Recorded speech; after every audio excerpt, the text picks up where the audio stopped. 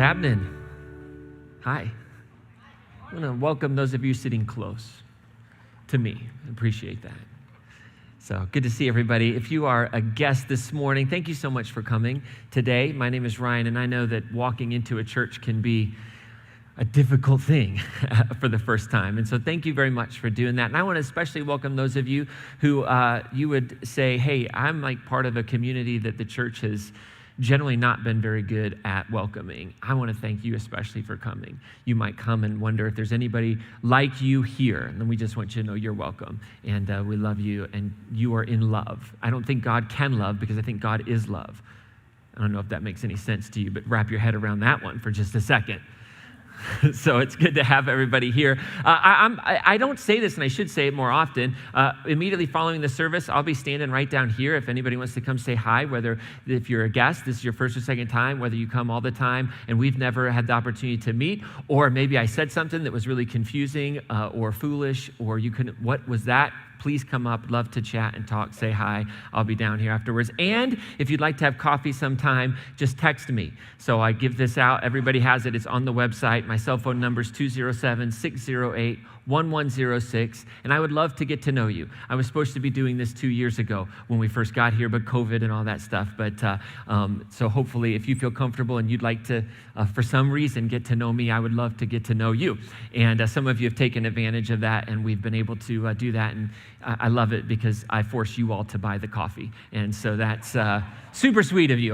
No, I'm just kidding. I'll even buy the coffee. But it's good to have everybody here. We're wrapping up our series, Campfire Stories. And this is our 9th episode, believe it or not. So if you're tuning in online or if you're on the atrium, thank you so much for being a part of Crossroads. We have orange dots of hope all over the world, like Dennis said, literally all over the world, creating communities where people can find hope and bring life and love and joy into the world around them in their everyday normal lives. So I know you're wondering, like, what happens next? Like, Campfire series is ending. Are we just closing the church? Is this the end of it all? Did we give it a good run, 24 years? Sorry, John, our founding pastor is here. Maybe it's just we peaked at Campfire Stories and this is the end of it. So no, the doors will be open next week. The online broadcast will be happening. Next week, we're going to talk about a vision for volunteering. We're going to talk about this value of giving of ourselves, particularly in the life of the gathered church. And we're going to be challenging folks to jump in and use your talents to create a space of hope. So if you want to find something else to do next week, I understand sometimes that can be an uncomfortable week, but that's what we're going to do. We're going to talk about the power of volunteering. And then in 2 weeks, we launch a new journey, a new series called Believing Like Jesus. What did Jesus believe about God? And that sometimes can feel like a foreign question to us because we think, well, Jesus was God, so what do you mean? Well, Jesus was also fully human, and so Jesus had to work out that stuff. I believe that deeply. And so we're going to look at some episodes in the life of Jesus and really ask the question, what was God like? What was the God like that Jesus believed in? And we have these journey groups that are going to be starting and launching on that same weekend. And if you're interested in kind of growing in community and discussing the topics, jump into one of those journey groups. And you can find out information about that online, but you can also, in the atrium today, on your way out, you can stop, and Isaac Bartholomew, our pastor of community life, will be there, can get you any information about those groups. And if you're online, just watch online on the website. You can check that out. And I would encourage you, if you are an Orange Dot of Hope community somewhere around the planet, start a group, connect together, be a part of this process as we grow as a network, not just as simply here in this one spot. So that's what's happening. Our anchor verse for this series is John 21:25. If you haven't memorized it by now, don't worry about it. It's over. You missed your chance. So if you didn't memorize it, it's probably a month or two extra in purgatory. But, it's okay. We'll work it all out there. It's no problem. So this anchor verse just simply says that there's so many things that Jesus did. If you were to describe all of them individually, the whole world couldn't contain the books that would be written. And the idea is that what the disciples, what the authors of Scripture did was they kind of took and they told stories to help us understand Jesus. They were good storytellers. And these stories have power because they happen all the time. It's not that they happened once. It's that they happen all the time. They have a parabolic nature. And so we've just been looking at different stories and wondering, like, what would it look like to sit around the campfire, talk about kind of a tension in our lives, and have that wise person, I'll play the role of the wise person, tell us a story. I understand I'm playing a part here. That's not true, but absolutely. So here's the thing. If you're in the room, online, out in the atrium, I want you to do a thought experiment with me for a moment. Close your eyes. Close your eyes. We're going to have the ushers come around and take your wallets, so just close your eyes. No, we're not going to do that. Close your eyes for me for just a moment and think about this question. What was the best job you ever had? And what made it so good? So just take like 10 seconds. If we had Jeopardy music, we'd be playing it right now. Do, do, do, do, do, do, do. What would be the best job you ever? Okay, now open your eyes up and think about it. Like, was the job so great because of the people you worked with? You just loved them, right? Was the job so great because maybe you had a boss that you connected with and they believed in you and they were what Liz Wiseman would say in her book, her classic book, Multipliers. Like they were a multiplying agent in your life. Like you never thought you could get so much done. You never thought you could accomplish so much because this person believed in you and set up good systems and structures and encouraged you along the way. Or maybe it was just the work.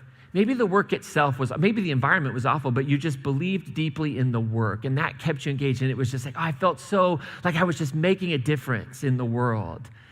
Right? We all have those experiences. Now, another thought experiment. I won't have you close your eyes because you won't have to think very hard about this one. What was the worst job experience you've ever had? Like, right? You could write the book right now on that one. And you know exactly why that was the worst one because you've thought about it. Like you've thought what you would do, whose houses you'd burn down, what industry you'd set on fire, whatever it might be. Like, because it's just real. Like you still feel it in your person. Like for reality, you might have had a job experience that was so traumatic. Literally me asking the question is hard.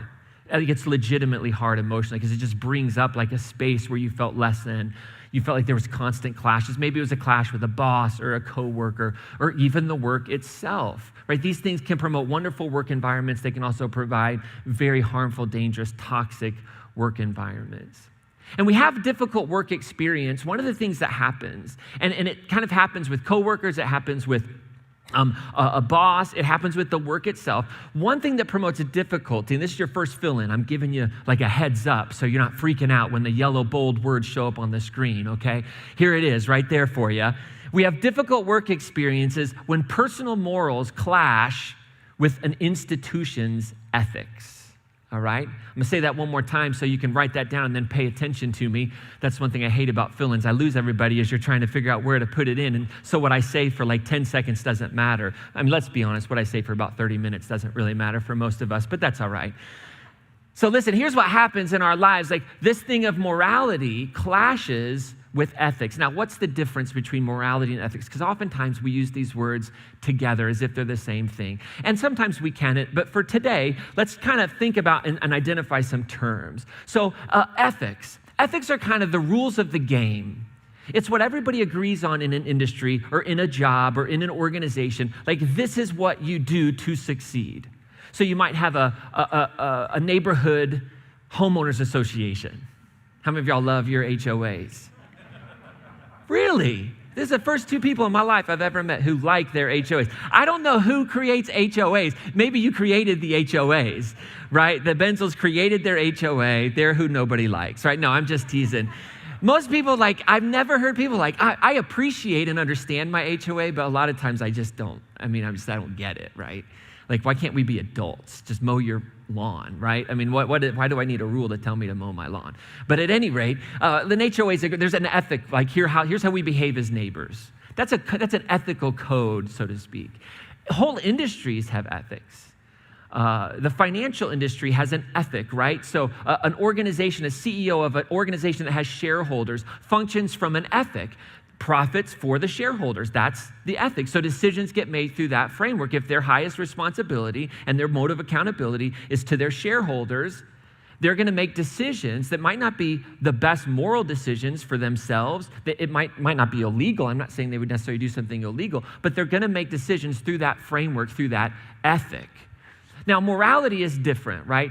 Morality are kind of the principles that you and I might live by personally. They're the decisions that we make based upon what we think are wise and unwise for our lives. And they're generally grounded in a system, right? So here's what gets fascinating is like a church, a religious organization, a religion can have an ethic. This is what we do as a religion. We pray on these days, we fast on these days, we eat on these days, we go to church on these days, there's an ethical code. But then there's morality that oftentimes our lives are grounded in, like what's right and wrong, and that gets intertwined with a faith as well. But morality are kind of those rules based upon what I believe is right or wrong, how I ought to treat people, what is right or wrong, or wise or unwise. Those might be better words to do with my money, what's wise and unwise. Like, for example, the shirt I'm wearing today, I realized probably wasn't a wise one for church because it's got this like little skull thing on it. And if you don't know, like, I already had one person ask me, like, what's with the skull, right? It's an Under Armour shirt, like on one of the sleeves. So it's supposed to make me look like Dwayne Johnson. That's what it's supposed to do. So my muscles are supposed to look bigger. My stomach is supposed to look smaller. It's cut that way. I don't know if it's working or not, but it's not about worshiping the devil. So I realized this shirt might have been problematic, right? Might not have fit into the moral code of what you wear to church. I've never been good at that one, all right? So my apologies. So now we got that off my chest. Literally, everybody knows we're not worshiping the devil. Okay. But we have this, so that's the difference, right? Like, I make personal decisions based upon what I believe is morally right and wrong. Now, here's what's fascinating. You don't have to be a moral person to be ethical. You don't have to be moral to be ethical. So you could function, like, for example, I obey my homeowners association rules most of the time. But not because of a moral code that I believe I shouldn't have my camper parked in front of in my own driveway for more than 2 days at a time. Like, I don't have any moral problem with that, but I uphold the ethical code because I don't want to get fined $150 every day beyond those 2 days that my camper sits in my driveway that I pay taxes on. But I'm not bitter about that, right? Not at all. So someone without a moral compass can follow all the ethical codes to fit in, right? Like here's the truth. We don't pass an offering basket right now because of COVID. Like, we just haven't passed an offering basket. And so some people, when that offering basket comes by, there's like an ethical code. I'm in church, I should drop a tip in for God. And so what happens is when you, like, this is a beautiful example of the difference between moral principles and ethic code. So like, it comes down and somebody next to you drops a little money in or an envelope that appears to be money, we feel the ethical pressure I should give, right? And so we give. But it's not necessarily, so when the offering basket isn't passed, or now we use the orange boxes in the back, or if you're tuning in online, you give online, you just stop giving, right? Now, I'm not judging you for that. I'm just saying this is a great example of the difference between corporate ethics and personal morality. There's a corporate ethic of like, boy, to like kind of fit in, I should throw a little change in there, right? So we're going to start passing the basket around again just to pay. No, I'm just joking around, right? So that's what I mean. So there is this difference. And what happens in work is we're oftentimes faced with these professional opportunities that bring what we call moral and ethical dilemmas. And that's what a moral dilemma is. That's what an ethical dilemma is. It's when all of a sudden these two things in my life, and let's talk particularly because it's Labor Day, around work and employment. And your work might not necessarily be at an organization, institution. Think about your work as just what you do, your everyday normal life, your Monday through Friday responsibilities. You might not get a paycheck for it, but you might have committed to it. So you might be a stay-at-home parent. You might be the president of the homeowners association, whatever it might be. You have this work, okay? That's what is a moral dilemma. And then we're faced with this question. What happens when all of a sudden I have to decide between what I think is a wise thing to do as a follower of Jesus? Okay, so Crossroads is a community of people that were grounded in this idea of following the way of Jesus. And so if you're kind of been around for a while, you're kind of done kicking the tires and you say, I get it, I'm in. You cross that space and make that commitment. Now you're saying, okay, now I'm going to run all my decisions through this framework. Well, what happens when all of a sudden the wise thing to do as a follower of Jesus isn't the wise thing to do as an employee seeking promotion? Right? What happens in that world? And that reminds me of a story. Right? So if we were sitting around a campfire and somebody were to say, oh, I've got this issue at work, they're offering me this promotion, but I have to do this to get it, but it feels gross. I don't know that I should do that. It's not illegal, but it just doesn't feel like this is something that Jesus would do. It feels outside the idea of enough for everybody, this ethic of God. And it reminds me of a story of two women in the book of Exodus, and their names were Shiphrah and Puah. And again, these are two women that we don't know a whole lot about, so we have to kind of piece together a bit of their story. So Shiphrah and Puah, I imagine they grew up in probably the town of Ramses. They grew up in Egypt. Their whole, like all of their ancestry had moved to Egypt about 300 years earlier because their great-great-great-great-great-great-great-great-great-great-grandfather, Joseph, saved the whole world. Like he just saved the whole world. And so they grew up in Ramses, like hearing the story of Joseph over and over again. You can read about the story of Joseph in the book of Genesis, or you can Google Joseph and the Technicolor Dreamcoat and watch it, whichever you want to do. You'll basically get the gist of it either way. So they grew up, both of them grew up in the family of bricklayers. So they're both of their fathers, their older brothers, they were bricklayers for the Pharaoh. They had been actually, all of their brothers, their fathers, they had all been kind of enslaved into really terrible work. And so they kind of grew up in this environment where dad was off all the time, all the brothers were off, and they grew up in big families. I think Shiphrah had like 13 brothers and sisters, Puah had like 8. Big families.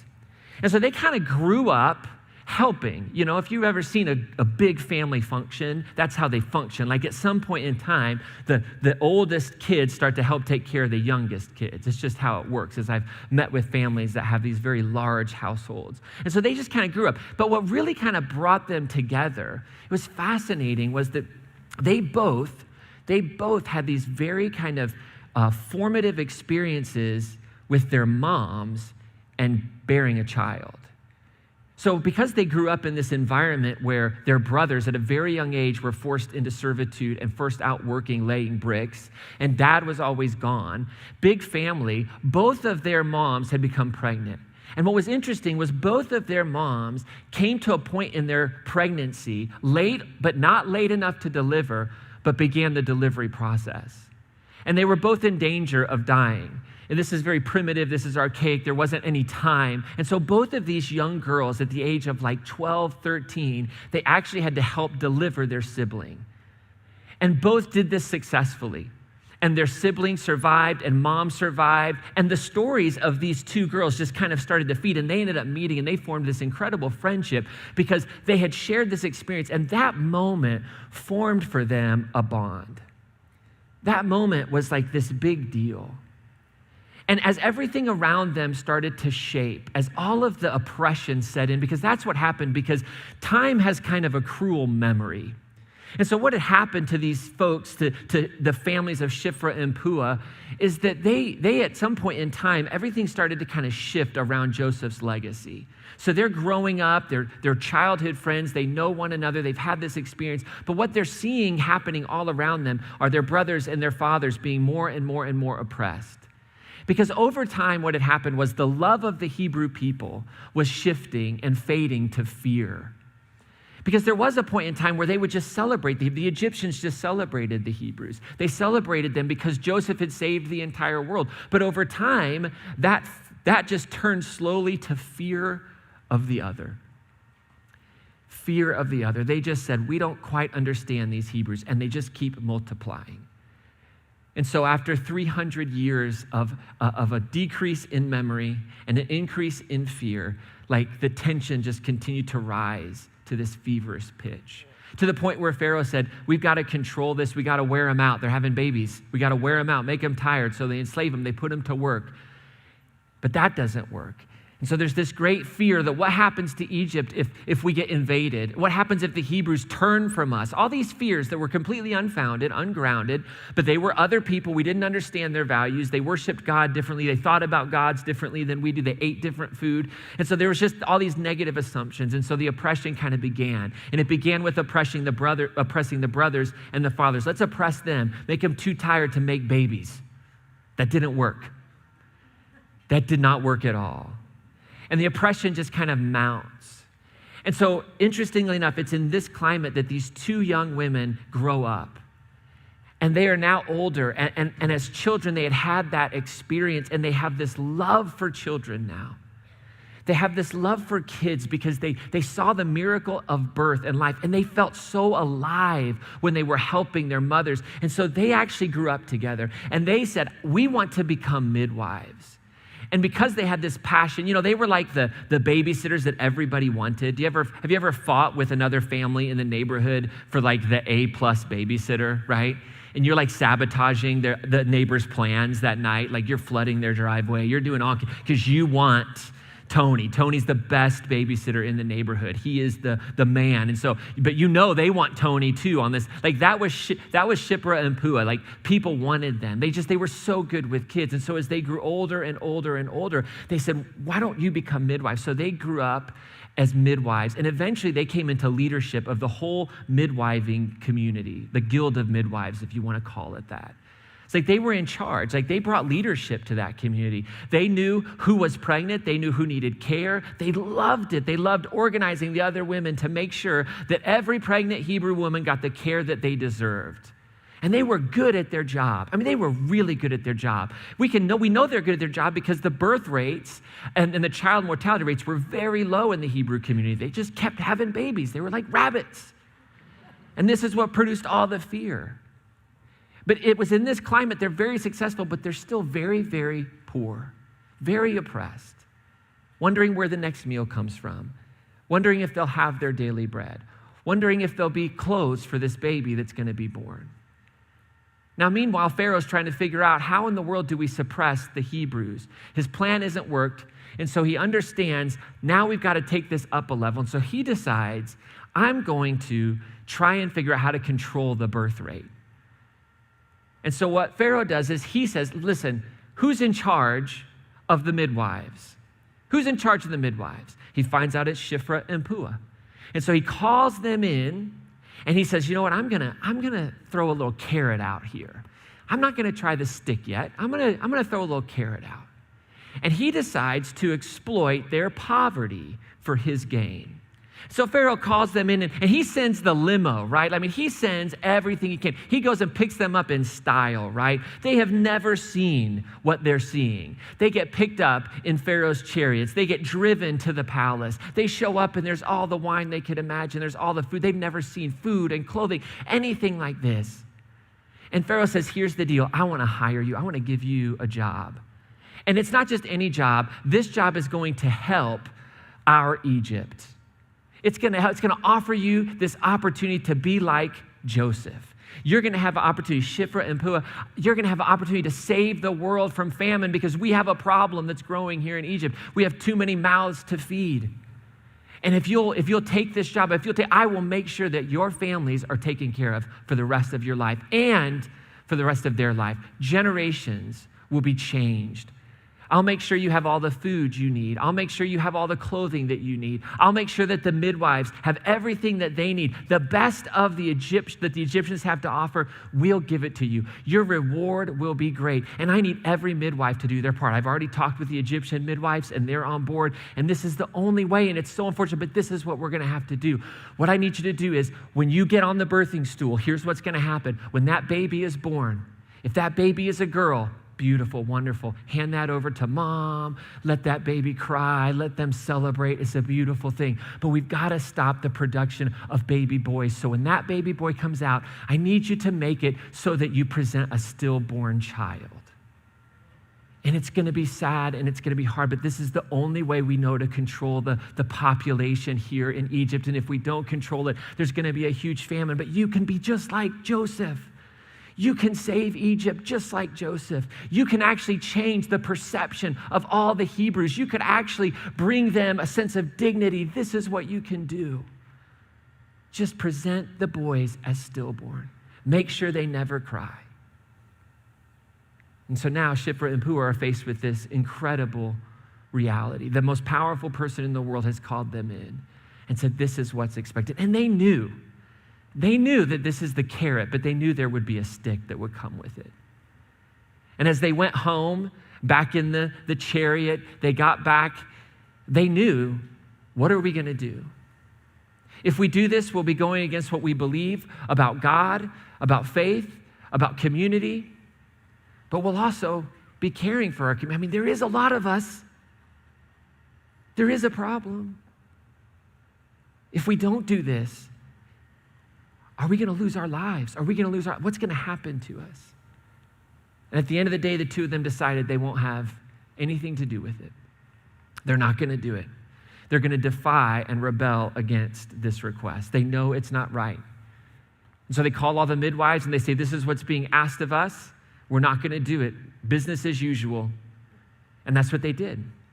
Well, Pharaoh hears that they don't.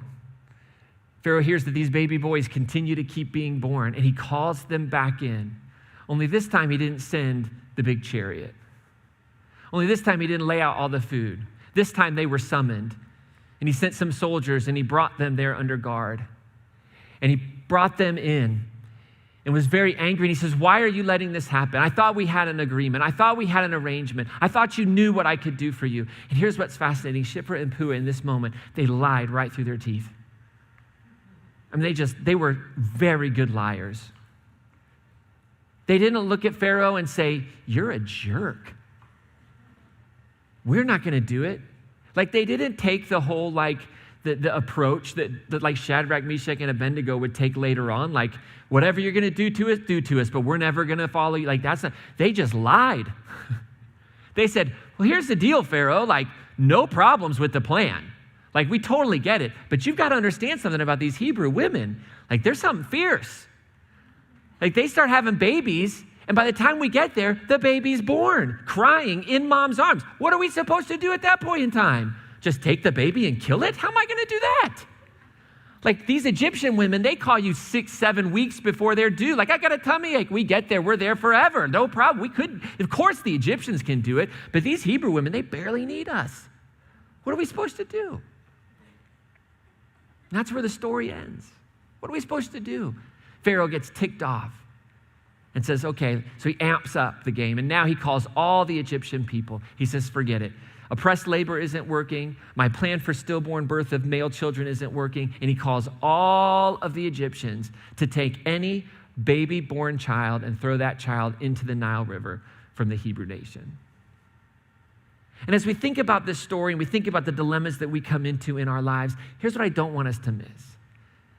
The Shiphrah and Puah are willing to take whatever they're going to take from Pharaoh. They're willing to suffer the consequences because they understood that some promotions aren't worth the cost to their soul.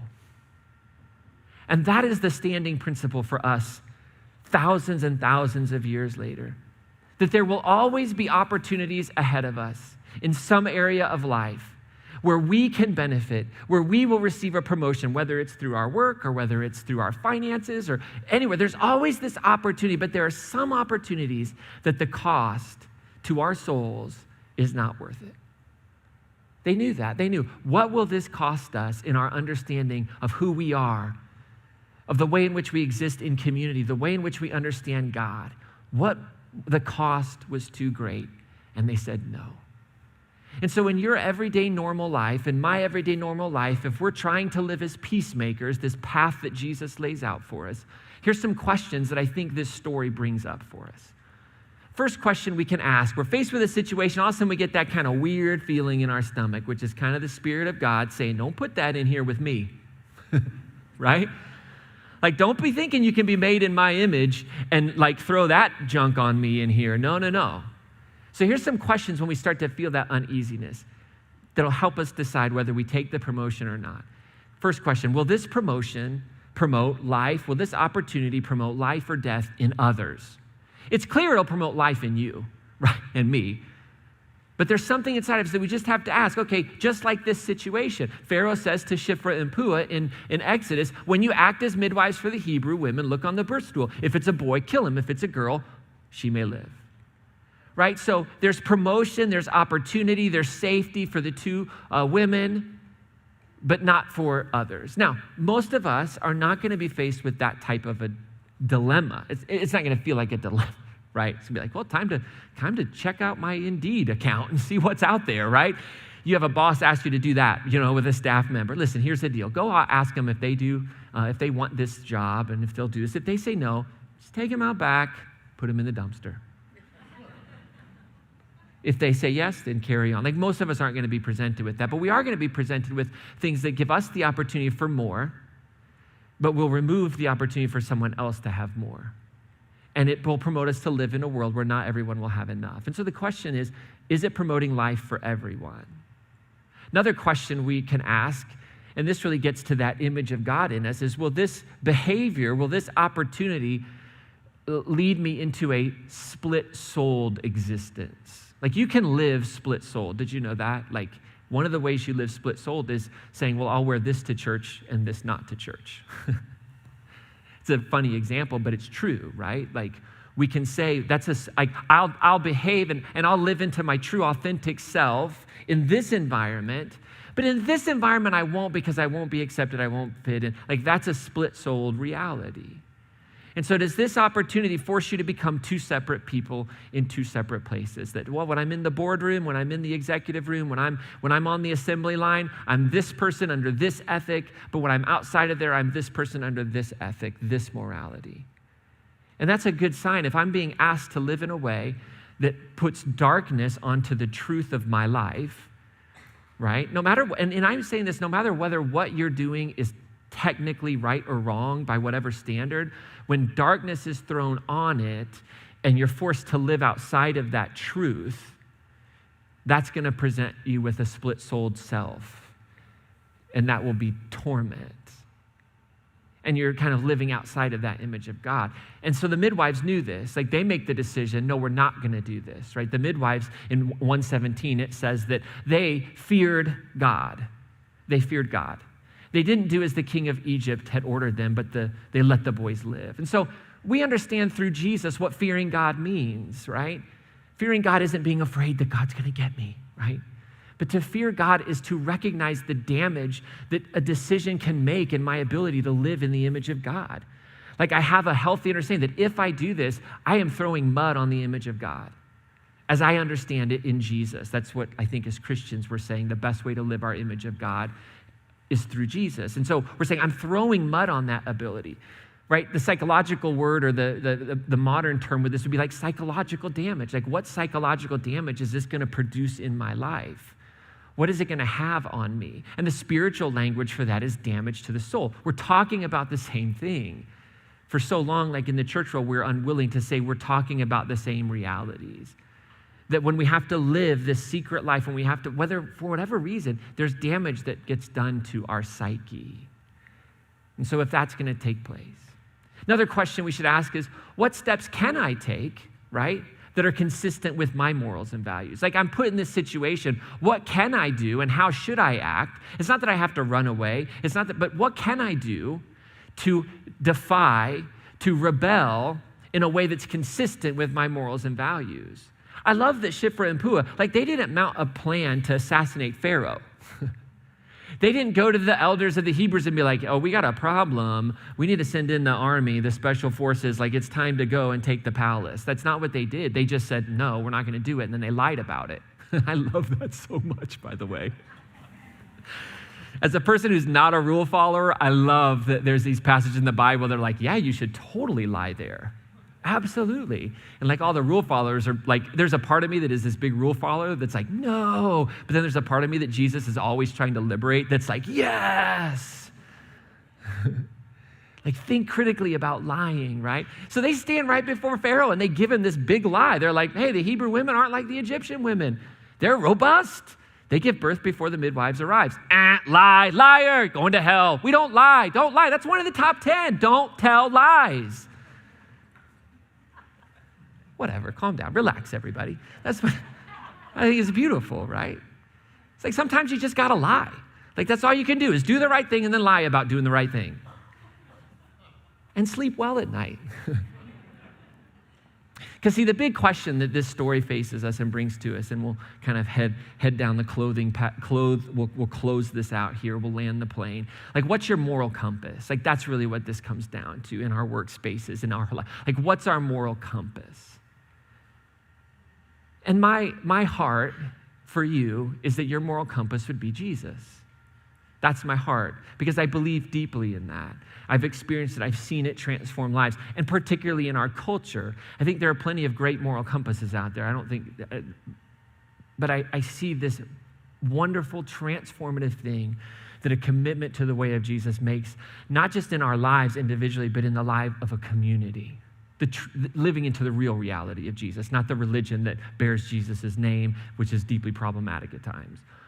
But to just live as this follower of Jesus, that moral compass, what that does, how that transforms us. Like, that's my heart for anybody that walks through here, whether it's your first time or second. I think that's the heartbeat of our church and has always been. Let's just focus in on Jesus. Because our understanding of the rules around Jesus, that's always going to change. Culture and life, it's always going to dictate those. But if we could focus in on Jesus, the like moral compass of Jesus, I call that the Sermon on the Mount. Right? Matthew 5-7 is, I think, the corpus of what Jesus says is this is the moral compass that we live by as a community, as individuals. And if we'll start to actually live by that moral compass, if we'll make that the grounding, like morality for our lives, like the principles that are found there, the radical way of Jesus, all of a sudden we discover the big concept, the religious concept of life in the Spirit, which can sound like super freaky and weird if you're kind of outside of religion. Like, life in the Spirit, what does that mean?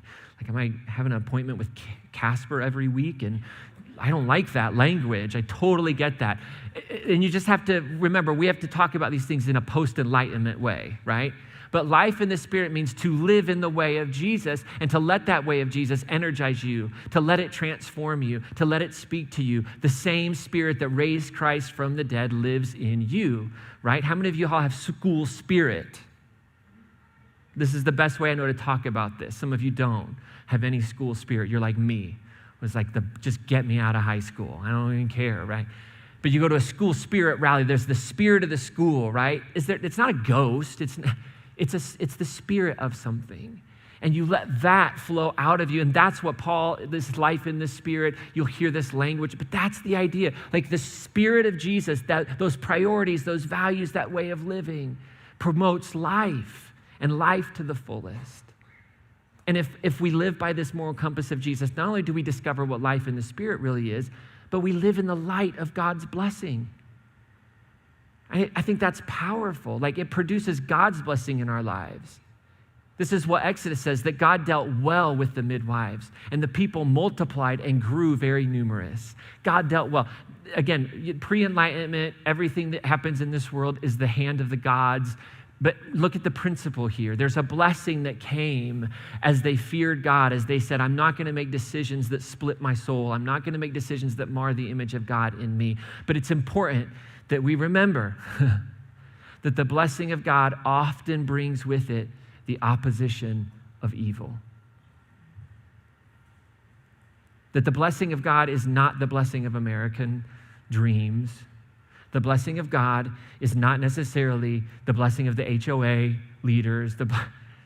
What I find is that the blessing of God will, in a world that's being transformed, in a world that is being brought into this picture of a perfect Jerusalem where everybody has enough, where the lion lays down with the lamb, where the swords are beaten into plowshares, when that evolution is taking place and you're marching with it, there's always an opposition to it. And the blessing of God brings with it the opposition of evil, because the very next line says that Pharaoh then commanded all his people, throw into the Nile every boy that is born, but you may let all the girls. So now it just gets amped up. It gets amped up. John, the evangelist, the writer of the Gospel of John, says it right at the beginning of the story of Jesus. He says, what came to be through him was life. So everything started with the Christ, with this living reality. Everything started there. And the life was the light of the human race, this incarnation that is present in Jesus. And the light shines in the darkness, and the darkness has not overcome it. The implication here is that the darkness will always try to overcome the light. The darkness will always lie. The darkness will always tell us that it's going to last. It's never going to end. Stop fighting it. But faith tells us, no, the dawn is coming. So we got a song to wrap up our time together. As we do that, I would just encourage you to consider why you're here, to walk out of this place, to log off from being online, knowing that there was a purpose and a reason that the universe brought you into this atmosphere, into this day, into this moment. And I put some things that maybe could spark that in you. Maybe God's inviting you to read and study that moral compass of Jesus in Matthew 5-7. There are a lot of great resources out there. If you'd like to know some books or some resources, just send me an email. And I'll be happy to share with you things that I think are wonderful tools and resources. And it's a way that I get your email address and get to know you. So maybe just read Matthew 5-7. Get to know the Sermon on the Mount. I actually think it is probably the most important bit of literature for the human race. of all time if we're going to survive ourselves. Maybe God's inviting you to just take some time and ask for a revelation around where might there be moral dilemmas in your profession? Where might your profession be asking of you things that are contrary to the way of Jesus? And you've got to figure out a way to navigate those so you don't live a split-souled life, so you can be prepared for them. And maybe you're in the darkest place you've ever been in your work or in your family or in your finances or wherever it might be. And maybe God is just whispering, trust. Trust that the darkness you're experiencing is not the final chapter. This song that the band is going to sing, that I'm going to encourage you to stand and sing, it says, even the darkest days are temporary. And it's this like statement, you are the everlasting light, that there will be dark days, but those are temporary. And we're reminding our truest self what we know to be true of God and the universe, that darkness is but a moment and the dawn is coming. So will you stand with me and sing this song?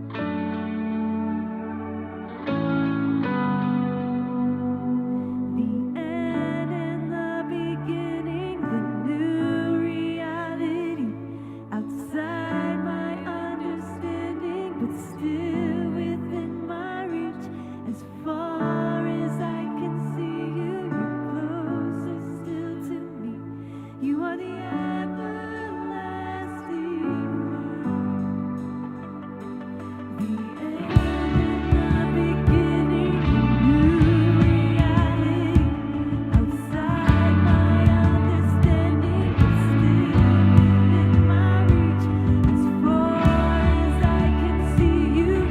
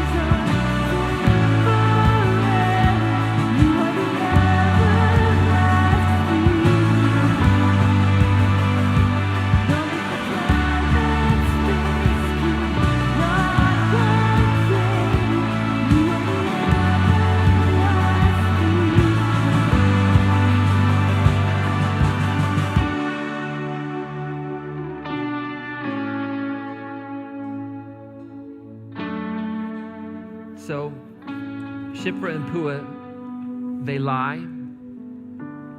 And I wish I could tell you that history would tell us that they went back home and they did their thing and they lived happily ever after. But history would tell us, if we're honest, that they never went home from Pharaoh. Histories would tell us the probability that a maniac who would commit genocide would certainly not let these two women who rebelled against him leave. And so as I would think about that space, there was deep mourning in the midwife community. That there was a hole that was left in the leadership of all of the Hebrews. That we have these two women's story of bravery and courage because it didn't end well.